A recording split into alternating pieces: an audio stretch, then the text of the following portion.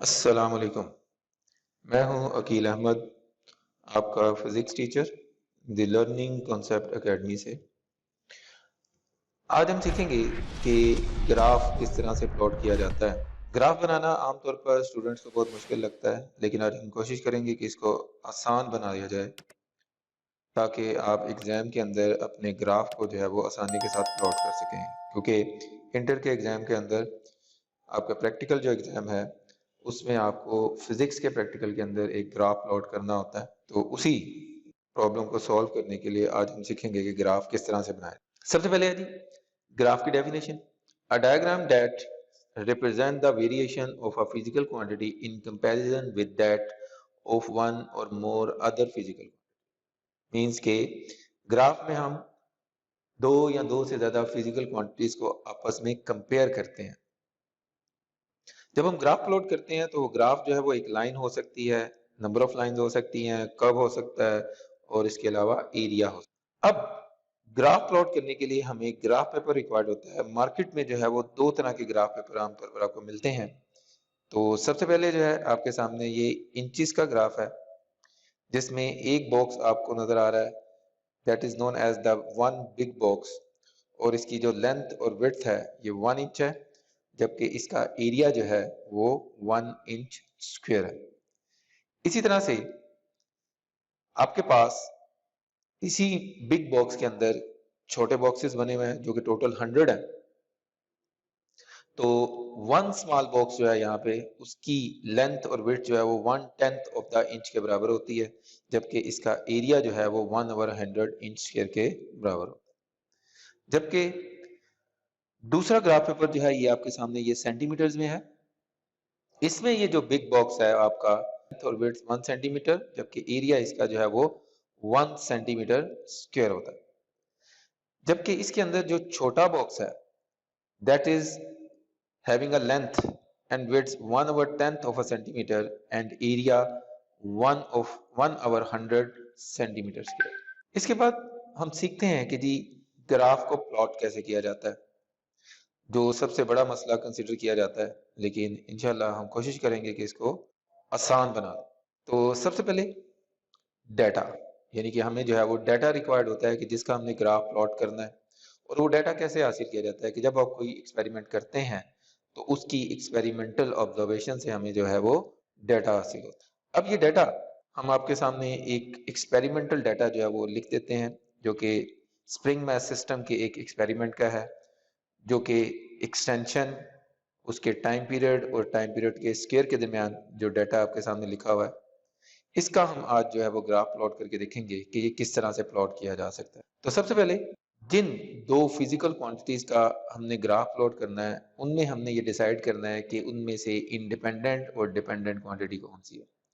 Independent quantity जो है वो आमतौर पर एक्स एक्सिस पे, यानी कि जो कि दूसरी क्वांटिटी के ऊपर डिपेंड नहीं कर रही होती, जबकि डिपेंडेंट क्वांटिटी जो है वो वाई एक्सिस पे, जो कि आमतौर पर दूसरी क्वांटिटी के ऊपर डिपेंड कर रही होती है। ठीक है, ये इसका ग्राफ बनाने का रूल है। लेकिन अगर वो ग्राफ में इस तरह से कह दे कि जी आपने ये वाली क्वांटिटी एक्स एक्सिस पे और ये वाली वाई एक्सिस पे प्लॉट करनी है, तो फिर आपने इस रूल को फॉलो नहीं करना। लेकिन अगर उसने आप पे छोड़ दिया है तो फिर आपने इंडिपेंडेंट क्वांटिटी को एक्स एक्सिस पे और डिपेंडेंट क्वांटिटी को वाई एक्सिस पे प्लॉट करना। अभी हमारे पास एक ग्राफ पेपर है। सबसे पहले हम इसके ऊपर जो है वो रेफरेंस लाइंस जो है वो ड्रा करेंगे या रेफरेंस एक्सिस ड्रॉ करेंगे, जो कि आप जानते हैं these are the two mutually perpendicular lines.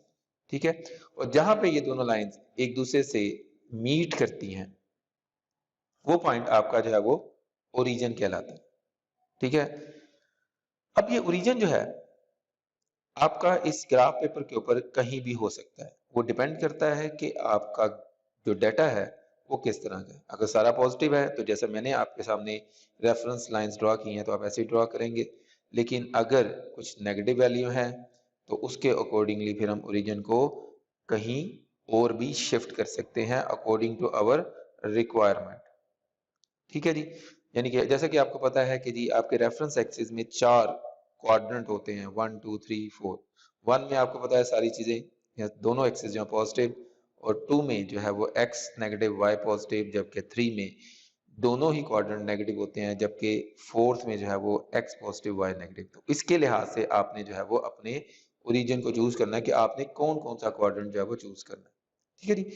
इसके बाद आ जाता है जी चूजिंग अ स्केल, जो कि ग्राफ के अंदर सबसे मुश्किल जो है वो मरहला समझा जाता है, लेकिन ऐसा नहीं है, दैट इज वेरी इजी।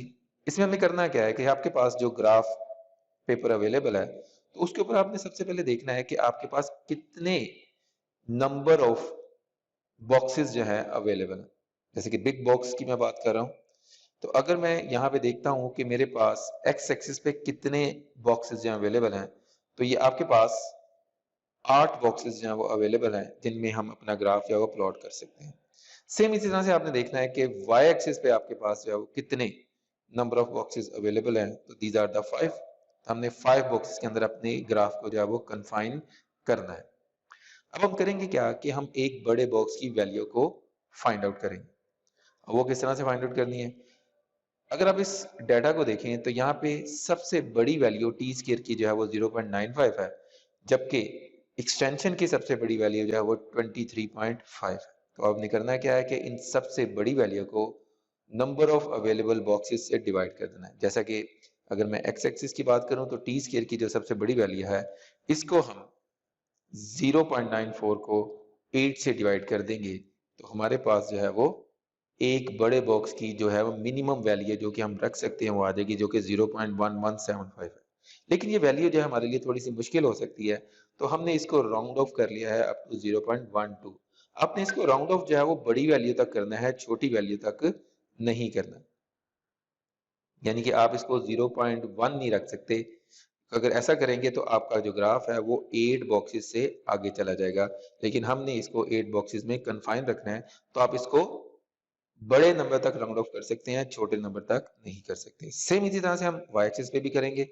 तो वाई एक्सिस पे सबसे बड़ी वैल्यू आपके पास 23.5 है, तो इसको जब हम 5 से डिवाइड करेंगे तो हमारे पास जो है वो 4.7 आता है, तो इसको भी हमने बड़ी वैल्यू तक राउंड ऑफ कर लिया। तो ये हमारे पास बड़े बॉक्सेस की वैल्यू आ गई। इसके बाद हम छोटे बॉक्स की वैल्यू भी निकाल लेते हैं। उसके लिए हमें क्या करना होगा कि इस बड़े बॉक्स की वैल्यू को 10 से डिवाइड करना होगा। जब हम 10 से डिवाइड करेंगे तो हमारे पास जो एक्स एक्सिस है उस पे छोटे बॉक्स की वैल्यू आती है 0.012, जबकि बड़े बॉक्स की वैल्यू आती है 0.5। अब अगला मरहला जो आता है वो प्लॉटिंग ऑफ डाटा का आता है कि जी अब हमने इन पॉइंट्स को प्लॉट कैसे करना है। अब हमारे पास स्केल डेवलप हो चुका है, जो कि आपके सामने है। एक्स एक्सिस पे वन बिग बॉक्स हमारे पास 0.12 है, वन स्मॉल बॉक्स 0.012 है, जबकि वाई एक्सिस पे वन बिग बॉक्स 5 है, जबकि वन स्मॉल बॉक्स 0.5 है। तो अब इसी के अकॉर्डिंगली हम बिग बॉक्सेस को वैल्यू असाइन कर देते हैं कुछ इस तरह से। जैसे कि आपको नजर आ रहा है कि 0.12 हमने पहले बॉक्स ही रखी, फिर हम इतनी ही वैल्यू आगे ऐड करते जाएंगे तो हमारे पास नेक्स्ट बॉक्सेस की वैल्यू आती जाएगी। सेम सिचुएशन आपने वाई एक्सिस पे करना है कि पहले बॉक्स की 5 है तो फिर 5 ऐड करेंगे, 10, 15, 20 और 25 होता जाएगा। ठीक है जी। अब हमने अपने बॉक्सेस को वैल्यूज दे दी। अब इसके बाद हमने इस ग्राफ को प्लॉट करना है। अब प्लॉट करने के लिए जैसे कि आपके सामने आपको नजर आ रहा है कि जी मैंने मैंने 0.49 को एक छोटे बॉक्स की वैल्यू से डिवाइड कर दिया है, जो कि एक्स एक्सिस पे एक छोटे बॉक्स की वैल्यू है, जो कि आंसर आ रहा है 41। तो इसका मतलब है कि हमारी लाइन जो है या हमारा जो पॉइंट हमें मिलेगा वो इस ओरिजिन से 41 लाइन के या 41 स्मॉल बॉक्स के पास मिलेगा यहाँ पे। ठीक है जी। तो यहाँ पे हम एक लाइन लगा लेते हैं कुछ इस तरह से।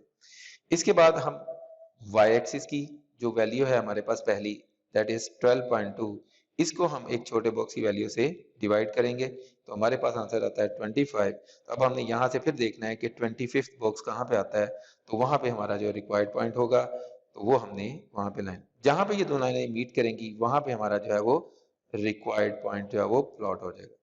सेम इसी तरह से बाकी वैल्यूज के साथ भी आपने ऐसे ही करना है कि अब नेक्स्ट वैल्यू हमारी एक्स एक्सिस 0.61 है, तो अब इसको हम डिवाइड करेंगे स्मॉल बॉक्स की वैल्यू से, हमारे पास 51 आ जाता है, तो 51 हमारा तकरीबन यहाँ कहीं आएगा, तो हमारी ये लाइन आ गई।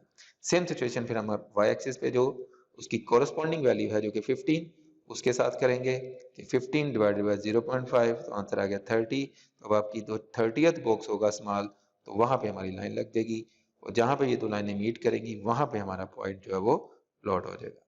इसके बाद नेक्स्ट हमारी वैल्यू है एक्स एक्सिस की 0.72, तो हम 0.72 को डिवाइड करेंगे एक स्मॉल बॉक्स की वैल्यू से, तो हमारे पास 60 आता है। तो हमारा 60th बॉक्स जो है वो तकरीबन यहाँ पे आता है, तो इसका मतलब हमारी जो लाइन जो है वो यहाँ पे लगेगी। इसके बाद नेक्स्ट जो इसकी कोरस्पॉन्डिंग वैल्यू है 8.5, तो इसको जब हम डिवाइड करेंगे एक स्मॉल बॉक्स की वैल्यू से, तो हमारे पास 37, तो 37 कहीं यहाँ पे आएगा, तो यहाँ पे आपकी जो कोरस्पॉन्डिंग लाइन लगेगी। इसके बाद दोनों लाइनें जहाँ पे मीट करेंगी वो आपका रिक्वायर्ड पॉइंट होगा। इसके बाद आपका जो नेक्स्ट डाटा है जो कि 0.85 है, तो 0.85 को हम डिवाइड करेंगे स्मॉल बॉक्स की वैल्यू से, तो 71, तो 71 कहीं यहाँ पे आएगा, तो यहाँ पे हमारी जो है वो रिक्वायर्ड लाइन लग जाएगी। इसके बाद उसकी कोरस्पॉन्डिंग वैल्यू जो कि 21 है, तो 21 को जब हम डिवाइड करेंगे तो हमारे पास 42 आता है, तो 42 लाइंस कहीं यहाँ पे आएगी, तो यहाँ पे हमारी लाइन लग जाएगी। दोनों लाइनें जहाँ मीट कर रही हैं वहां पे पॉइंट हम मार्क कर देंगे। इसके बाद नेक्स्ट हमारा जो लास्ट पॉइंट है दैट इज 0.95, तो 0.95 को जब हम डिवाइड करेंगे स्मॉल बॉक्स की वैल्यू से 78.3, तो कहीं आपका पॉइंट जो है वो यहाँ पे आ जाए। ठीक है, इसके बाद नेक्स्ट जो है हमारे पास इसकी कोरस्पॉन्डिंग वैल्यू 23.5, इसको स्मॉल बॉक्स की वैल्यू से डिवाइड करेंगे तो 47, तो आपके पास जो है ये 47th बॉक्स के ऊपर जो है वो लाइन लग जाएगी, और यहाँ पे जो मीट कर रही है वो आपका रिक्वायर्ड। अब ये सारा डाटा हमारा जो है वो प्लॉट हो गया। अब हमने क्या करना है कि इन पॉइंट्स को आपस में मिलाना है, तो ये ऑलमोस्ट हमारी एक स्ट्रेट लाइन बनेगी। तो आपने लाइन को इस तरह से लगाना है जो कि बेस्ट फिट लाइन हो, कुछ इस तरह से कि जो कि इन पॉइंट में से गुजरती हुई लाइन जो है वो लग जाए। तो ये हमारा जो है वो रिक्वायर्ड ग्राफ बन गया। तो इस तरह से आसानी के साथ हम कोई भी ग्राफ जो है वो इस मेथड से प्लॉट कर सकते हैं। उम्मीद है कि ग्राफ आपको अच्छी तरह से समझ आ गया होगा। आने वाले मज़ीद लेक्चर्स के लिए द लर्निंग कॉन्सेप्ट एकेडमी के चैनल को सब्सक्राइब करें और बेल आइकन को प्रेस कर दें ताकि आने वाली हर वीडियो, हर लेक्चर आप तक पहुंच सके।